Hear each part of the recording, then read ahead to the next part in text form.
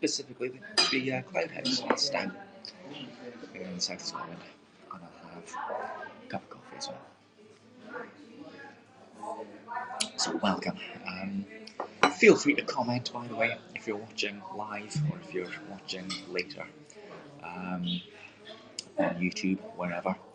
Don't forget to follow me as well. Make sure you follow me. You can watch previous chapters of Moby Dick on YouTube. And if you enjoy it, if you wish to, nobody has to, if you wish to, you can use my link tree, and you'll find my links to buy me a coffee or PayPal or even my Amazon wish list if you're enjoying listening to me reading Moby Dick. Nobody has to though, totally optional. Right, chapter 46, Surmises. Thank you, Shara. So Shara, if you're watching, by the way, if you're watching on YouTube or Twitter or Periscope, you can send me awards which I cash in on hats. So that might be the best thing to do if you want to. Right, chapter 46, Surmises. Though consumed with the hot fire of his purpose, Ahab in all his thoughts and actions ever had in view the ultimate capture of Moby Dick. Though he seemed ready to sacrifice all mortal interests to that one passion, nevertheless it may have been that he was by nature and long habituation far too wedded to a fiery whaleman's ways, altogether to abandon the collateral prosecution of the voyage. Or at least, if this were otherwise, there were not wanting other motives much more influential with him. It would be refining too much, perhaps, even considering his monomania, to hint that his vindictiveness towards the white whale might have possibly extended itself in some degree to all sperm whales, and that the more monsters he slew by so much the more he multiplied the chances that each subsequently encountered whale would prove to be the hated one he hunted. But if such a hypothesis be indeed exceptionable, there were still additional considerations which, although not so strictly according with the wildness of his ruling passion, yet were by no means incapable of swaying him. I know it's a bit loud downstairs, but you know. To accomplish his object, Ahab must use tools. And of all tools used in the shadow of the moon, men are most apt to get out of order. He knew, for example, that however magnetic his ascendancy in some respects was over Starbuck, yet that ascendancy did not cover the complete spiritual man any more than mere corporeal superiority.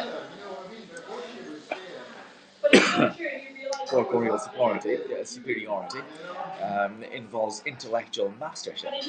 For the purely spiritual, the intellectual but stands in a sort of corporeal relation. Starbuck's body and Starbuck's coerced will were Ahab's, so long as Ahab kept his magnet at Starbuck's brain. Still he knew that for all this the chief mate in his soul abhorred the captain's quest, and would joyfully disintegrate himself from it, or even frustrate it. It might be that a long interval would elapse ere the white whale was seen. During that long interval, Starbuck would ever be apt to fall apart into open relapses of rebellion against his captain's leadership, unless some ordinary, prudential, circumstantial influences were brought to bear upon him. Not only that, but the subtle insanity of Ahab's respecting Moby Dick was no ways more significantly manifested than his superlative sense and shrewdness in foreseeing that, for the present, the hunt should in some way be stripped of the strange imaginative impiousness which naturally invested it, that the full terror of the voyage must be kept withdrawn into the obscure background, for few men's courage is proof against protracted meditation unrelieved by action, that when they stood their long night watches, his officers of men must have some nearer things to think of than Moby Dick. For however eagerly and impetuously the savage crew had hailed the announcement of his quest, yet all sailors of all sorts are more or less capricious and unreliable. Unreliable. They live in the varying outer weather and they inhale its fickleness. And when retained for any object remote and blank in the pursuit, however promissory, of life passion, in the end, it is above all things requisite that temporary interests and employments should intervene and hold them healthily suspect for the final dash. I promise I'm not speaking quietly. I'm doing my best here, people.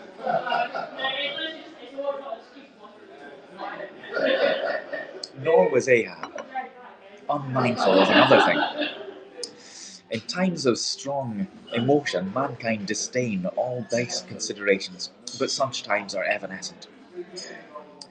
The permanent constitutional condition of the manufactured man, thought Ahab, is sordidness.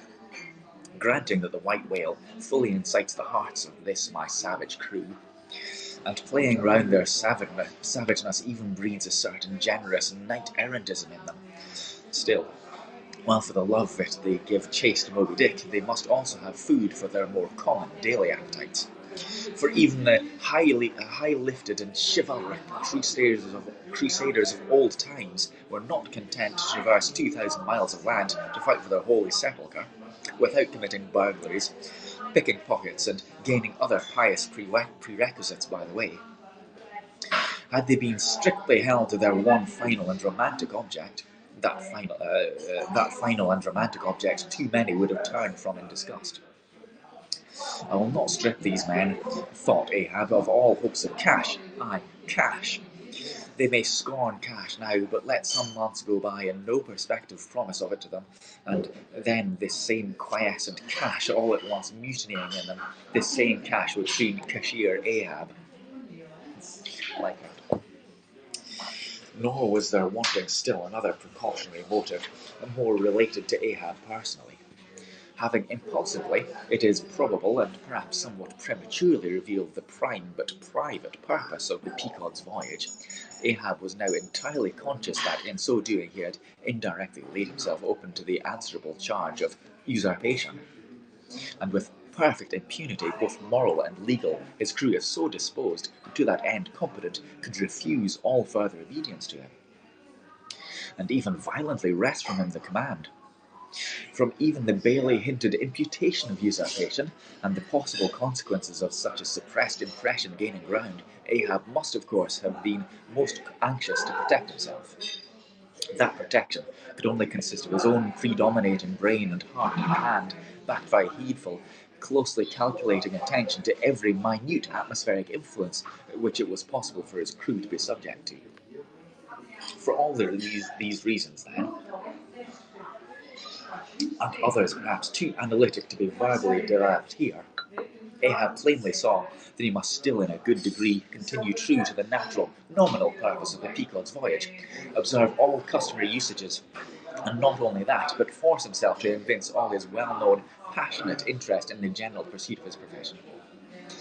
Be all this as it may, his voice was now often heard hailing the three mastheads and admonishing them to keep a bright lookout, and not omit reporting even a porpoise.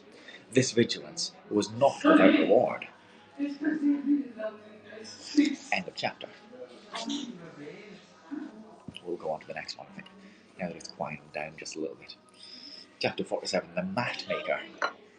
Straight to the Mat Maker. I wonder what that means.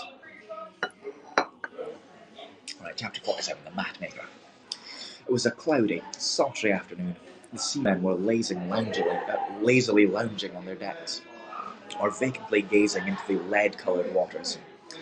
Pequot and I were mildly employed weaving what is called a sword mat for an additional lashing to our boat. And so still and subdued and yet somehow preluding was all this scene, and such an incantation of revelry lurked in the air that each silent sailor seemed resolved into his own invisible self. I was the attendant or page of Pequot while busy at the mat. As I kept passing and repassing the filling of woof or marline between the long yards of the warp, using my own hand for the shuttle, and as Pequot, standing sideways, ever and anon did his heavy oaken sword between the threads, and idly looking off upon the water, carelessly and unthinkingly drove home every yard. I say so strange, so dreamless did there reign over the ship and all over the sea, only broken by the intermitting dull sound of the sword, and it seemed as if this were the loom of time, and I myself were a shuttle, mechanically weaving and weaving away at the fates. There lay the fixed threads of the warp, subject to but one single, ever-returning, unchanging vibration, and that vibration merely enough to admit of the crosswise interblending of other threads with its own. This warp seemed a necessity, and here, thought I, with my own hand, I ply my own shuttle and weave my own destiny into these unalterable threads. Meantime, Kikeg's impulsive, indifferent sword, sometimes hitting the woof slantingly, or crookedly, or strongly, or weakly, as the case may be, and by this difference in the concluding blow producing a corresponding contrast in the final aspect of the completed fabric. This savage's sword, thought I, which thus finally shapes and fashions both warp and woof, this easy, indifferent sword must be by chance, free will, and necessity, nowise incompatible, all interweavingly working together. The straight warp of necessity, not to be swerved from its ultimate course, its every alternating vibration, indeed only tending to that, free will still free to ply her shuttle between given threads, and chance, though restrained in its play within the right lines of necessity, and sideways in its motions directed by free will, though thus prescribed to by both, chance by turns rules either, and has the last featuring blow at events. Thus we were weaving and weaving away, when I started at a sound so strange, long drawn, and musically wild and unearthly, that the ball of free will dropped from my hand, and I stood gazing up at the clouds, whence that voice dropped like a wing. High aloft, in the cross trees that was the mad gay-headed Tashtigo, his body was reaching eagerly forward, his hand stretched out like a wand, and at brief sudden intervals he continued his cries. To be sure, the same sound was that very moment perhaps being heard all over the seas, from hundreds of whalemen's lookouts, perched as high in the air, but from few of those lungs could that accustomed old cry have derived such a marvellous cadence as from Tashtigo of the Indians.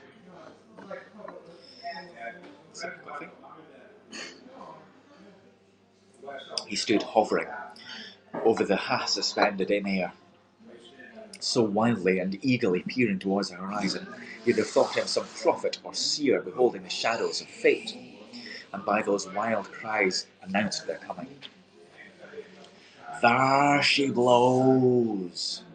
There she blows! She blows! Where away? On the lee beam, about 2 miles off, a school of them. Instantly all was commotion. The sperm whale blows as a clock ticks, with the same undeviating and reliable uniformity.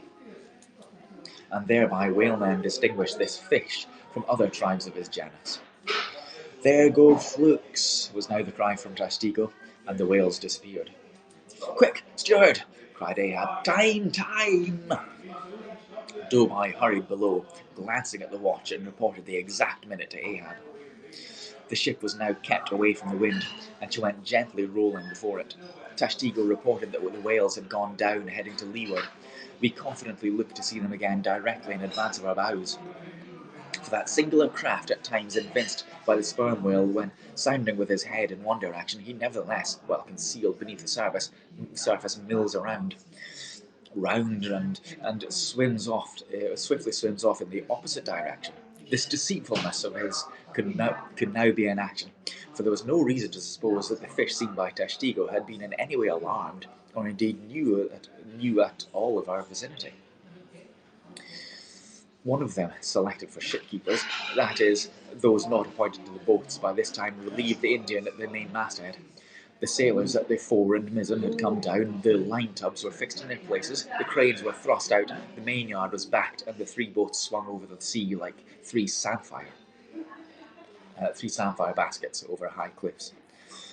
Outside of the bullocks, their eager crew with one hand clung to the rail, while one foot was expectantly poised on the gunwale. So looked the long line of man-o'-war's men about to throw themselves on board an enemy's ship. But at this critical instant, a sudden exclamation was heard that took every eye away from the whale. With a start, all glared at dark Ahab, who was surrounded by 5 dusky phantoms that seemed fresh formed out of thin air. End of chapter.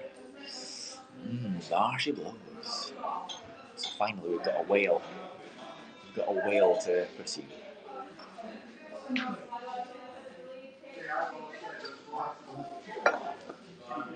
Right, plenty of time for the next chapter. Chapter 48.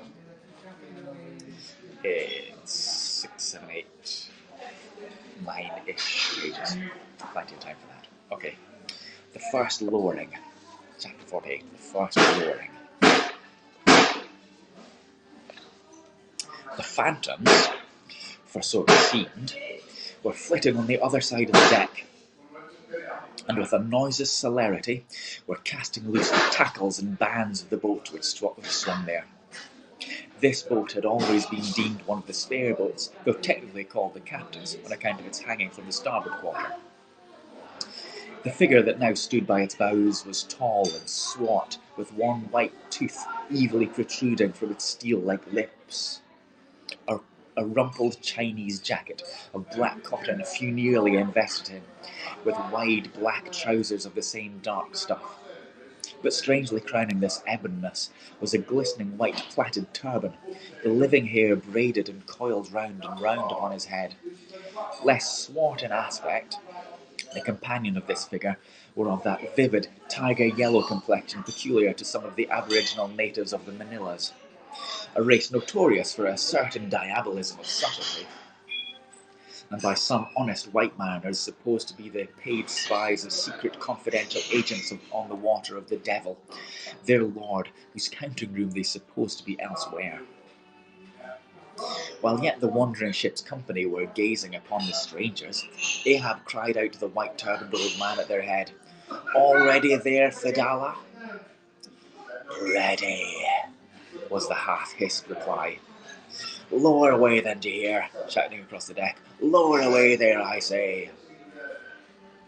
Such was the thunder of his voice, that spite of their amazement men sprang over the rail, the sheaved whirled round in the blocks, with a wallower, 3 boats dropped into the sea, while, with a dexterous off-handed daring, unknown in any other vocation, the sails, goat-like, let down the rolling ship's side and into the toss boats below.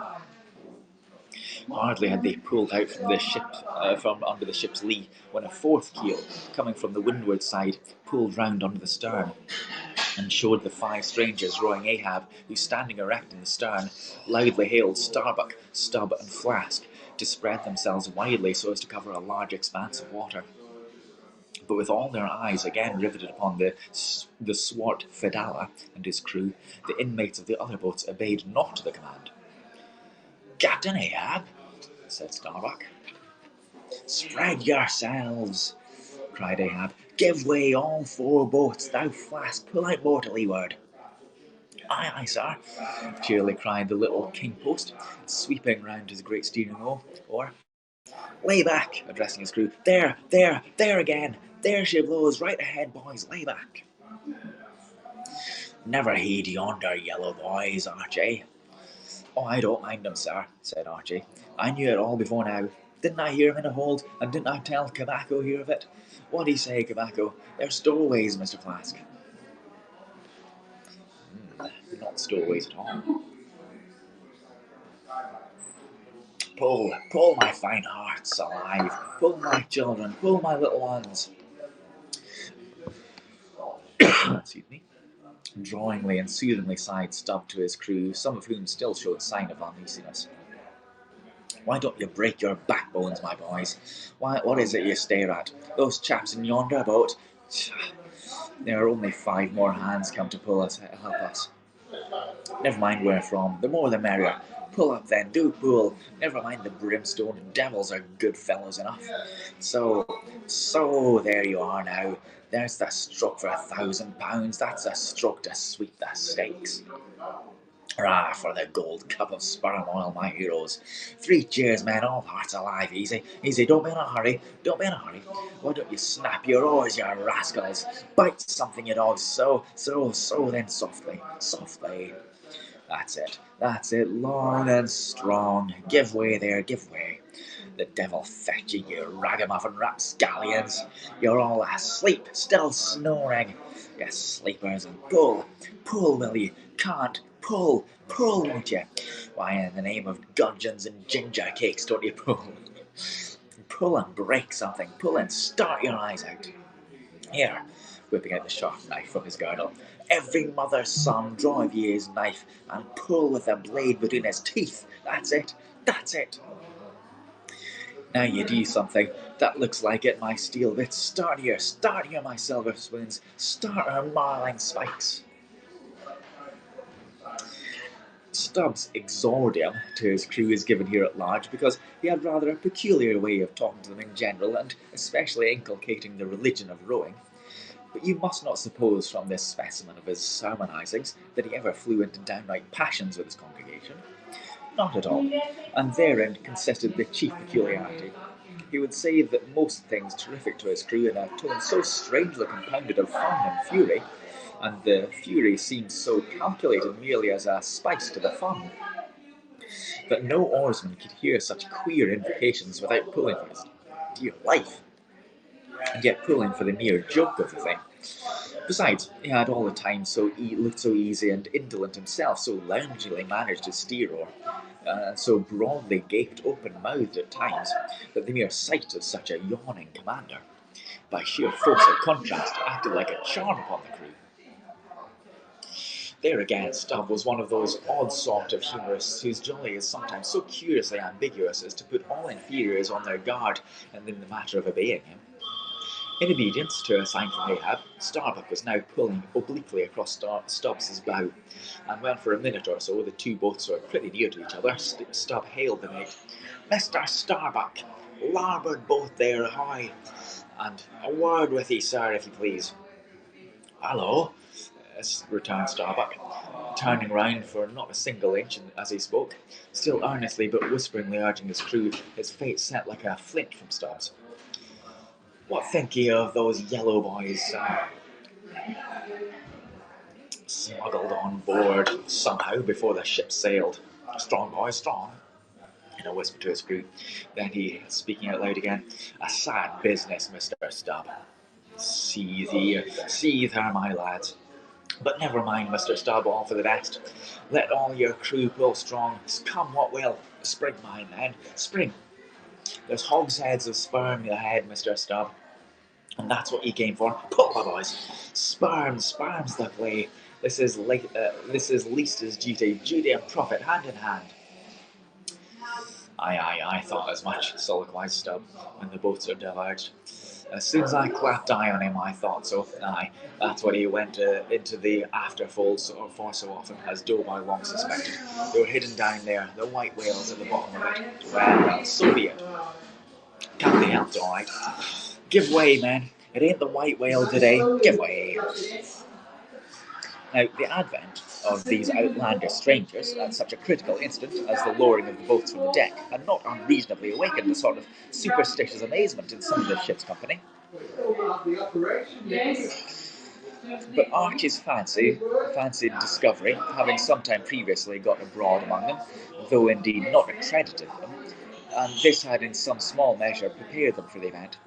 It took off the extreme edge of their wonder, and so what with this and Stubbs' confident way of accounting for their appearance, they were for some time freed from superstitious surmisings, though the affair still left abundant room for all manner of wild conjectures as to Dark Ahab's precise agency in this matter from the beginning. For me, I silently recalled the mysterious shadows I had seen creeping on board the Pequot during the dim Nantucket dawn, as well as the enigmatical hintings of the unaccountable Elijah. Meantime, Ahab, out of hearing of his officers, having sided the farthest to windward, was still raging ahead of the other boats, a circumstance bespeaking of how potent a crew was pulling him. Those tiger yellow creatures of his seemed all steel and whalebone, Like 5 trip hammers, they rose and fell with regular strokes of strength, which periodically started the boat along the water like a horizontal burst boiler out of a Mississippi steamer. As for Fadalla, who is seen pulling the harpooner's oar, he had thrown aside his black jacket and displayed his naked chest, with the whole part of his body above the gunwale, clearly cut against the alternating depressions of his watery horizon. While the boat's oars, the boat's 5 oars were seen simultaneously peaked, boat and crew sat motionless on the sea. Instantly, the 3 spread boats in their rear paused on their way. The whales had irregularly settled bodily down into the blue, thus giving no distantly discernible token of the movement, though from his closer vicinity Ahab had observed it. "Every man look out along his oars," cried Ahab. Cried Starbuck. "Thou keep..." Sorry, I'll read that again. "Every man look out along his oars," cried Starbuck. "Thou Keeghag, stand up." Nimbly springing up on his triangular raised box in the bow, the savage stood erect there, and with intensely eager eyes gazed off towards the spot where the chasers had last been descried. Likewise upon the extreme stern of the boat, where it was also triangularly performed level with the gunwale, Starbuck himself was seen coolly and adroitly balancing himself to the jerk and tossings of his chip in the craft, and silently eyeing the last blue eye of the sea. Not very far distant, Flask's boat was also lying breathlessly still, his commander recklessly standing upon the top of the loggerhead, a stout sort of post rooted in the keel, and rising some 2 feet above the level of the stern platform. It is used for catching turns with the whale line. Its top is not much more spacious than the palm of a man's hand, and standing upon such a base as that Flask seemed perched at the masthead of some ship which had sunk to all but her trucks. But Little King Post was small and short, and at the same time Little King Post was full of a large and tall ambition, so that this loggerhead's standpoint of his did by no means satisfy King Post. "I can't see 3 seas off. 'Tis up an oar there. Let me do that." Sorry, I'll read that again. I'm getting distracted with the noise downstairs. "I can't see 3 seas off. Tip us up an oar there, and let me on to that." Upon this, Daggoo, with either hand upon the gunwale to steady his way, swiftly slid aft, and then erecting himself, volunteering his lofty shoulders for a pedestal. "Good a masthead as any, will you mount?" "That I will, and thank you very much, my fine fellow, only I wish you were 50 feet taller."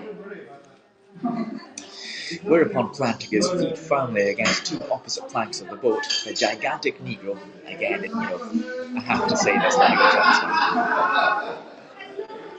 time, stooping a little, presenting his flat palm to the Flask's foot, and then putting Flask's hand on top of his hearse-plumed head, and bidding him spring as he himself should toss, with one dexterous fling landed the little man high and dry on his shoulders.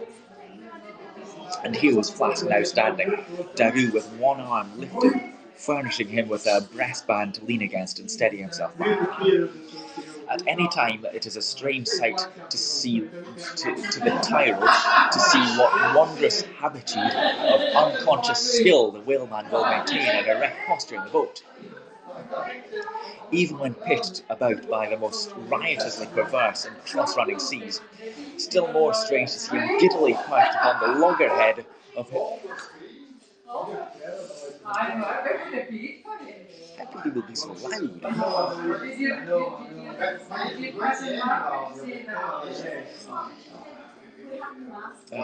Still more strange to see him giddily perched upon the loggerhead itself under such circumstances. The sight of little Flask munched upon gigantic Daggoo, and was yet more curious for sustaining himself with a cool, indifferent, easy, unthought of barbaric majesty. The noble Negro to every roll of the sea harmoniously rolled his fine form. On his broad back, flaxen-haired Flask seemed a snowflake. The bearer looked nobler than the rider, though truly vivacious, tumultuous, ostentatious little flask, would now and then stamp with impatience, but not one added heave did he thereby give to the negro's lordly chest. So have I seen passion and vanity stamping the living magnanimous earth, but the earth did not alter her tides and seasons for that.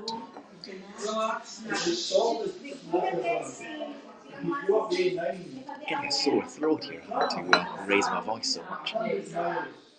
Meanwhile, Stubb, third mate, betrayed no such far-gazing solicitudes. The whale might have made one of their regular soundings, not a temporary dive from mere fright. And if that were the case, Stubb, as is his wont in such cases, it seems, was resolved to solace the languishing interval with his pipe. He withdrew it from his hatband. There he always wore it aslant like a feather. He loaded it and rammed home the loading with his thumb end, but hardly had he ignited his match across the rough sandpaper of his hand when Tastigo, his harpooner, whose eyes had been setting to windward like two fixed stars, suddenly dropped like light from his erect attitude to his seat, crying out in a quick frenzy of hurry, "Down, down all, and give way! There they are!" To a landsman, no whale, nor any sign of a herring, would have been visible at that moment. Nothing but a troubled bit of greenish-white water, and thin, scattered puffs of vapour hovering from it above it, and suffusingly blowed off to leeward like the confused scud from a white rolling billows. The air itself suddenly vibrated and tingled, as it were, like the air over intensely heated plates of iron. Beneath this atmospheric weaving and curling, and partially beneath a thin layer of water, also the whales were swimming. Seen in advance of all other indications, the puffs of vapour they spouted seemed their full-running couriers and detached flying outriders. All four boats were now in keen pursuit of the one spot of troubled water and air. But it bade far to outstrip them. It flew on and on as a mass of interblending bubbles bore down upon a stream from the hills. "Pull, pull, my good boys," said Starbuck in the lowest possible but intensest concentrated whisper to his men, while a sharp fixed glance like his eyes darted straight ahead of the bow, almost seemed to two visible needles in two unerring binnacle compasses. He did not say much to his crew, nor did I say anything to him. Only the silence of the boat was at intervals startlingly pierced by one of his peculiar whispers, now harsh with command, now soft with entreaty. How different the loud little king-boost. "Sing out and say something, my hearties, roar and pull, my thunderbolts. Beach me on their black backs, boys, only do that for me and I'll sign over to you my Martha's Vineyard plantation, boys, including wife and children, boys. Lay me on, oh Lord, Lord, but I shall go stark staring mad, see that white water?" And so, white water, and so shouting, he pulled his hat from his head and stamped up and down on it, picking it up, flirting it off upon the sea, and finally fell to rearing and plunging the boat's stern like a crazed colt from this prairie. "Look at that chap now," philosophically drawled Stubb, who, with his unlighted short pipe mechanically retained in his teeth at a short distance, followed after. "He's got fists, that flask has. Fits! Yes, I give him fits. That's the very word. Pitch fits into him. Merrily, hearts alive. Pudding for supper, you know. Merry's the word. Pull, babes, pull, sucklings, pull all. But what the devil are you hurrying about? Softly and steadily, my men. Only pull and keep pulling, nothing more. Crack at your backbones and bite your knives in two, that's all. Take it easy, why don't you? Take it easy, I say, and burst all your livers and lungs." But what was it that inscrutable Ahab said to that tiger-yellow crew of his? These were words best omitted here. Only the infidel sharks in the audacious seas may give ear to such words, when with tornado brow and eyes of real murder and foam-glued words, when with tornado brow and eyes of real murder with foam-glued words, Ahab leapt upon his prey. Meanwhile, all the boats tore on. The repeated specific allusions of Flask to that whale, as he called the fictitious monster which he declared to be incessantly tantalising his boat's bow with its tail. These allusions were at times so vivid and lifelike that they would cause some one or two of his men to snatch a fearful look over his shoulder.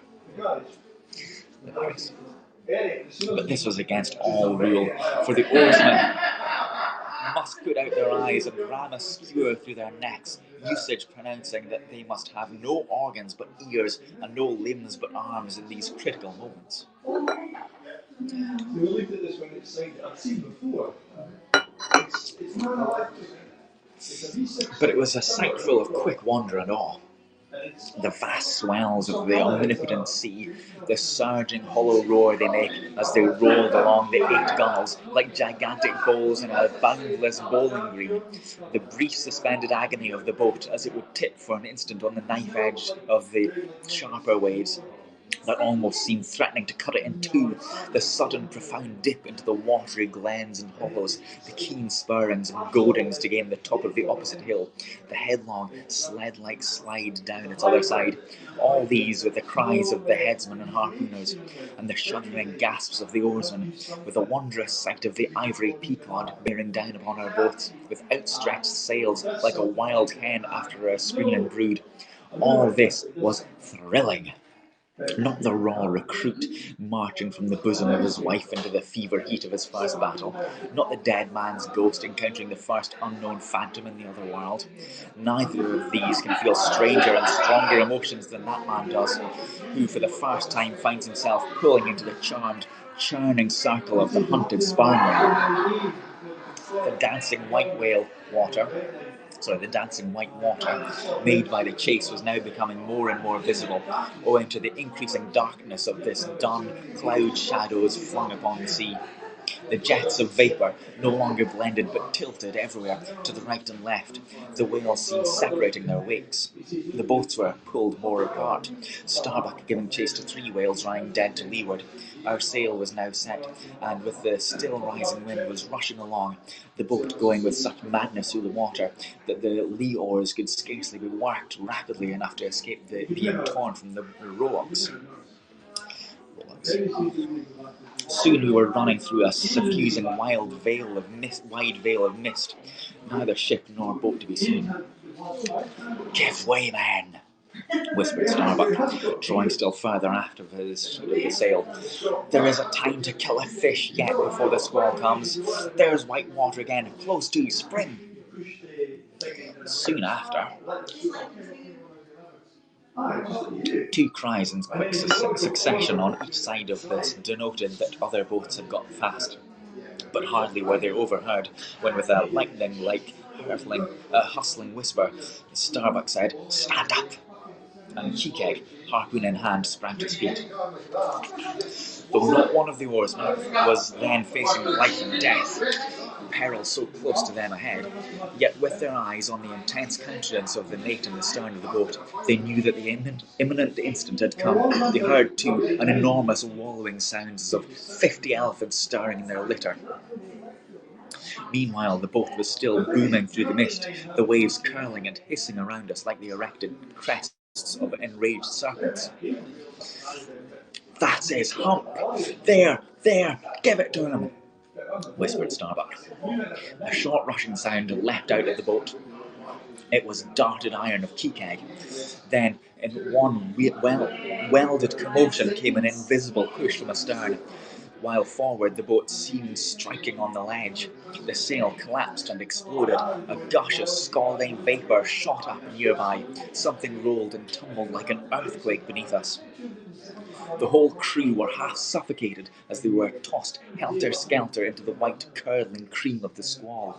Squall, whale, and harpoon had all blended together, and the whale, nearly grazed by the iron, escaped.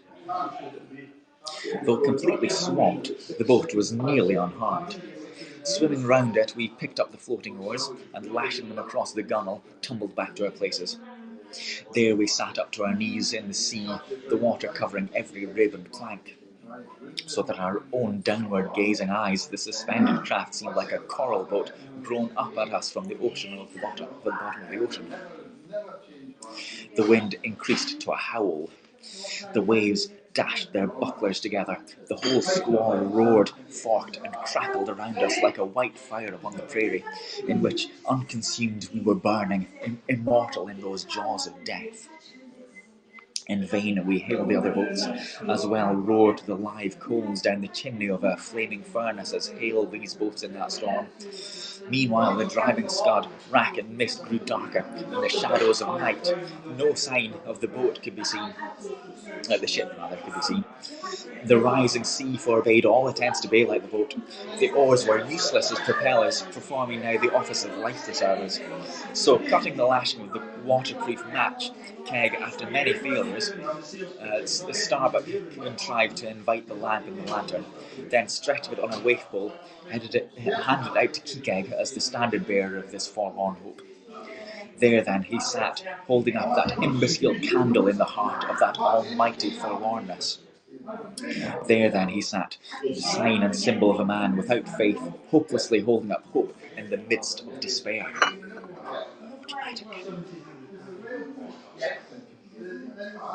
Wet, drenched through and shivering cold, despairing of ship or boat, we lifted up our eyes to the dawn as the dawn came on. The mist still spread out over the sea. The empty lantern lay crushed in the bottom of the boat. Suddenly, Pequot started to his feet, holding his hand to his ear. We all heard a faint creaking as of ropes and yards hitherto muffled by the storm. The sound came nearer and nearer.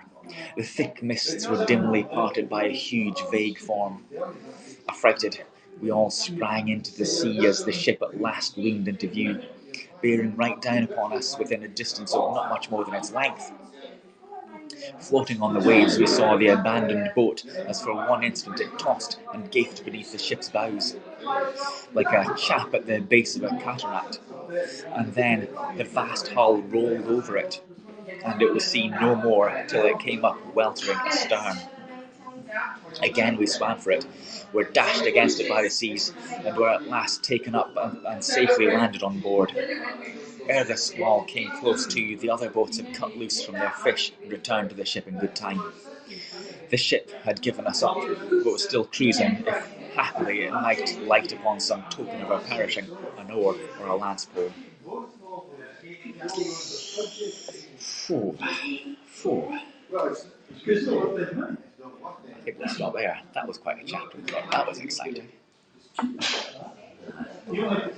So that was another 3 chapters there. That was pretty good. 46, 47, 48. I like that. That was good stuff. So sorry if it's a bit loud downstairs. Unusually loud. I did my best, but honestly my throat was gifted.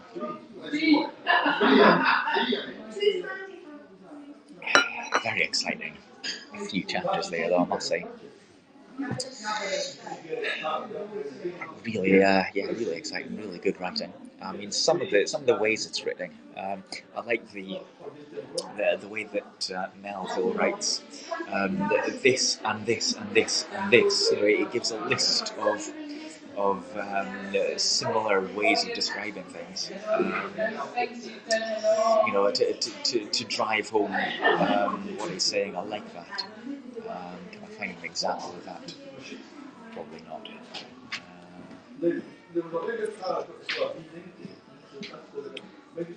And the speech by is it Starbuck or Stop, yeah. Snap your oars, you rascals. Break your backs, you ragamuffins, you rapscallions. Are you all asleep? Are you snoring? Draw your knives, bite on your knives. That's it, all of that. I really like that speech by Stop.